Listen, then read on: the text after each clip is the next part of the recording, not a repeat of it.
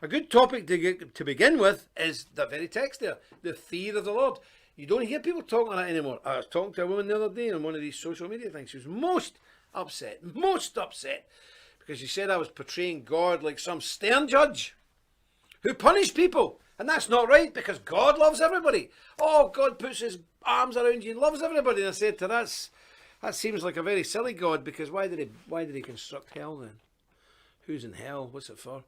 Would a wise God construct something that he doesn't use? Would he? Of course he wouldn't. But this woman had this idea that God was this all-loving entity, that everybody just loves everybody. It doesn't matter. And I couldn't turn her, no matter what I said to her. And the very last thing I said to her, listen, you need to go and get a Bible and read the thing. Read it. Because you've no idea. You're worshipping a God that doesn't exist. You're worshipping a God of your imagination. And that's the God that occupies the churches up and down the land across the Western world. If you go to the East, where the Orthodox people are, they know who God is. They know what he's all about. They know his attributes. Call it the attributes of God.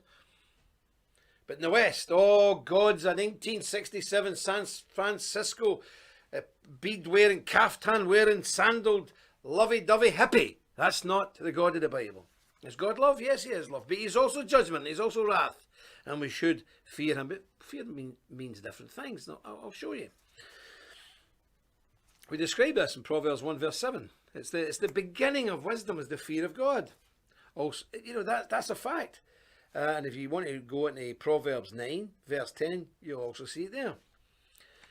Yes, we examine the fear of the Lord, and we have done that many times. But it's important to live wisely, and it certainly justifies not just one other look, but many other looks. So let's begin. Understanding the fear of the Lord, the meaning of the word fear, that's important. We have to get it in the proper context. In the Hebrew, the word is yara.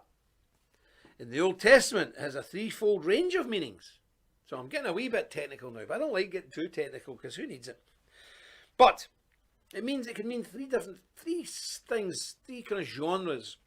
It can mean dread, terror, that kind of terror that we understand nowadays. Every time you hear the word fear, that's what it means to us. But it can also mean to stand in awe. Any Americans go to the Grand Canyon, or any of the Brits come to Edinburgh and see the Rosslyn Chapel. That's what happens. You stand in awe. But that word that's translated as fear can also mean awe. Standing in awe. So not just in dread and terror, but in awe. You're awestruck with something. Like if you look at the Grand Canyon, or you look at some other breathtaking thing, you stand in awe.